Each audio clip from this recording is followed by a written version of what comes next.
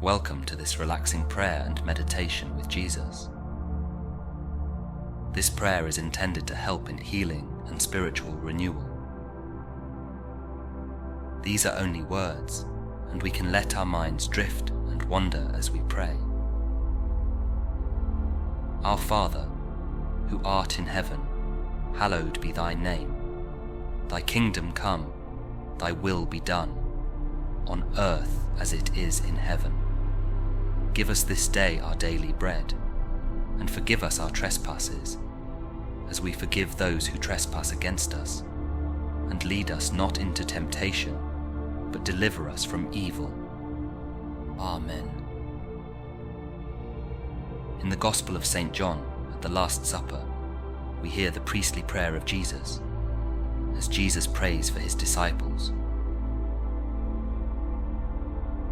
Let not your heart be troubled. You believe in God, believe also in me. In my Father's house are many mansions. If it were not so, I would have told you. I go to prepare a place for you. And if I go and prepare a place for you, I will come again and receive you unto myself, that where I am, there ye may be also. And whither I go ye know, and the way ye know. Thomas saith unto him, Lord, we know not whither thou goest, and how can we know the way? Jesus saith unto him, I am the way, the truth, and the life. No man cometh unto the Father but by me.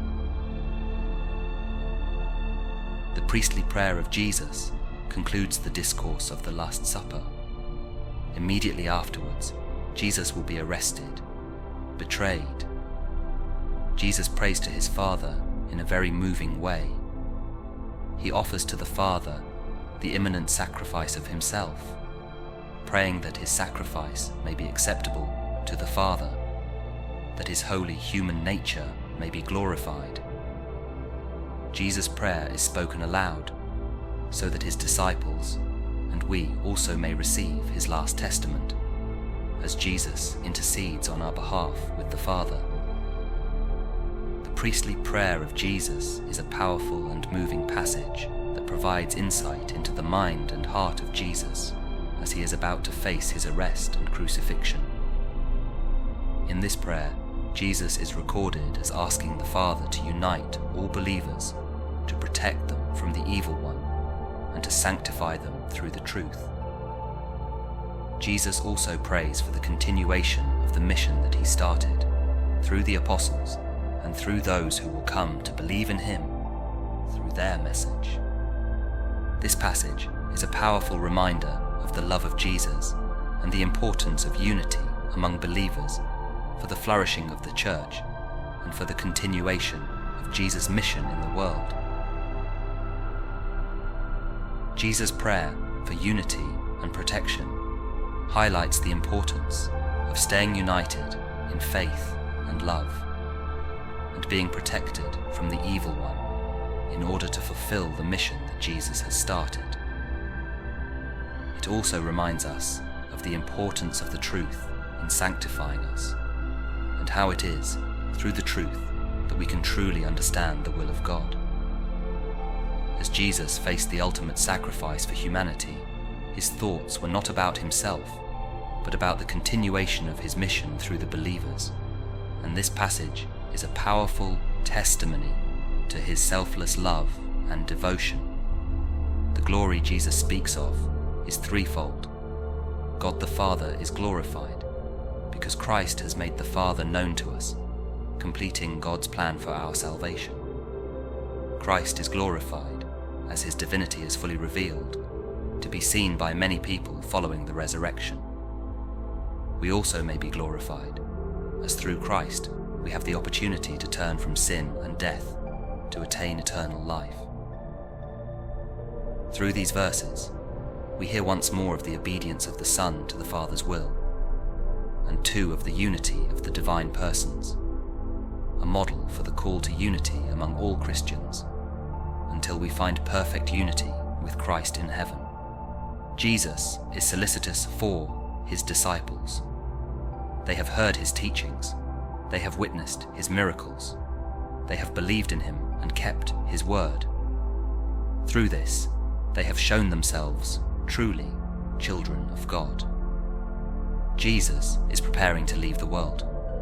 He asks his Father to help his disciples, to guide them and keep them safe as they are sent to work in the world, to preach the gospel.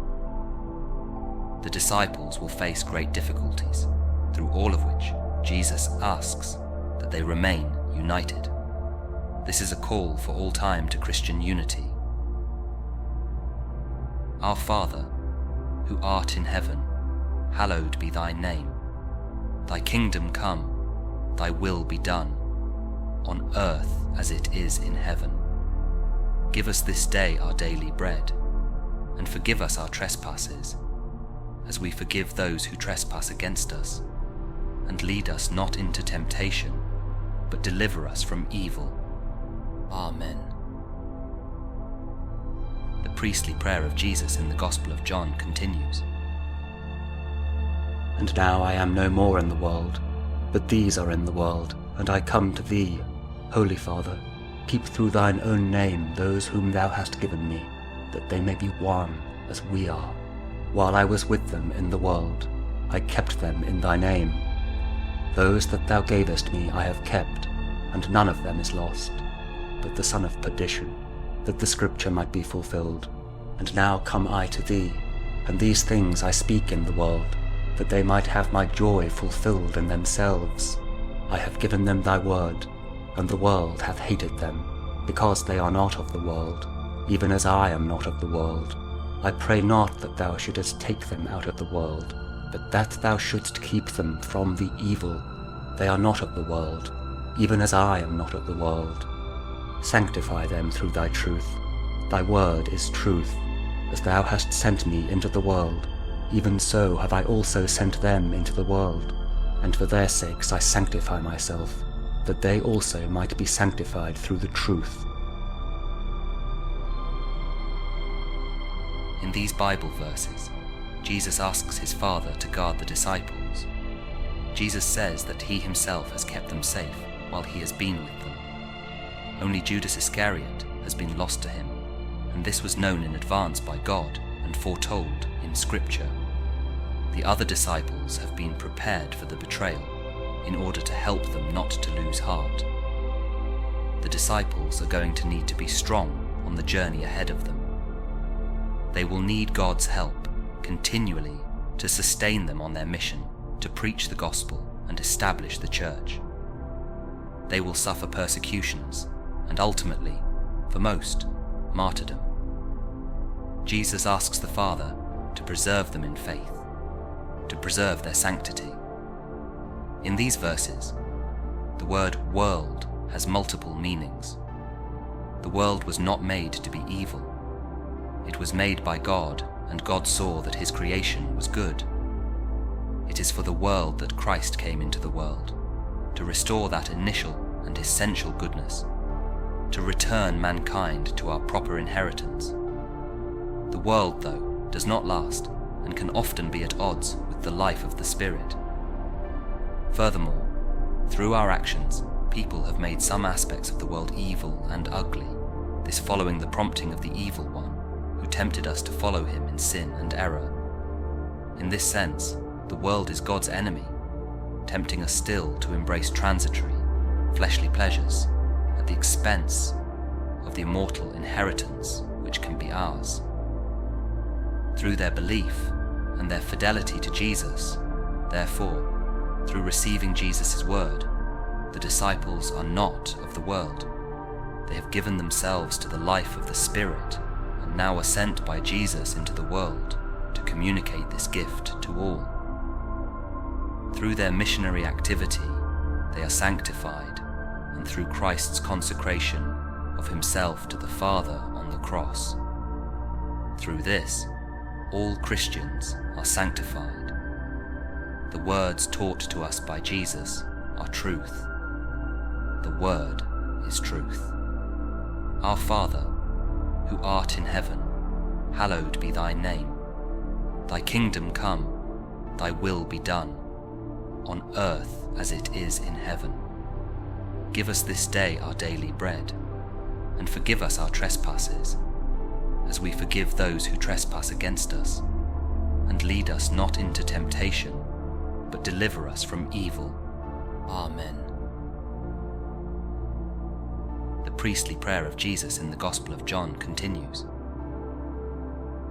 Neither pray I for these alone, but for them also which shall believe on me through their word, that they all may be one, as thou, Father, art in me and I in thee, that they also may be one in us, that the world may believe that thou hast sent me, and the glory which thou gavest me I have given them, that they may be one, even as we are one. I in them and thou in me, that they may be made perfect in one, and that the world may know that thou hast sent me, and hast loved them as thou hast loved me. Father, I will that they also, whom thou hast given me, be with me where I am, that they may behold my glory, which thou hast given me, for thou lovedst me before the foundation of the world. O righteous Father, the world hath not known thee, but I have known thee, and these have known that thou hast sent me. Through these Bible verses, Jesus concludes his priestly prayer before his disciples. Through his prayer to his Father, Jesus is also saying goodbye to the disciples. He is about to endure his passion. These words are Jesus' last testament before he is glorified. Jesus has asked for the Father's guidance and help for the disciples. They are called to be united in faith as they preach the gospel and endure the hardships and hostility of the world. Now Jesus extends his prayer to include all Christians to come. In so praying, Jesus looks ahead to the tremendous achievement of the disciples. The gospel will spread like wildfire through the tremendous energy of the apostles, through their words, through the signs and miracles they accomplish, and, we may think, through people's innate recognition of the truth they proclaim. Christ calls us, in these verses, to Christian unity. We are to be one with each other, and one with the Father, the Son, and the Holy Spirit. This is to be in communion, to be in the body of the Church, which may then stand to all human beings as a beacon of hope and truth, calling all to salvation. This is a great mystery, to be members of the body of Christ, to be sanctified, made perfect, through the sacrifice of Jesus. As he prays, Jesus desires us to be where he is. At once, Jesus prays on earth to his Father, and he is with his Father in heaven. While we are on earth, it is our faith, it is the action of the Spirit, which brings life to our knowledge of Christ, drawing us toward God and enabling loving bonds of brotherhood with each other. As St. Paul will write, "Now we see through a glass, darkly. But when the time comes, we will see Christ's glory completely, as he has been since before the world began. Our Father, who art in heaven, hallowed be thy name. Thy kingdom come, thy will be done, on earth as it is in heaven. Give us this day our daily bread, and forgive us our trespasses, as we forgive those who trespass against us. And lead us not into temptation, but deliver us from evil. Amen." Thank you for praying this reflection. May the love of Jesus Christ be with us always. Peace and love.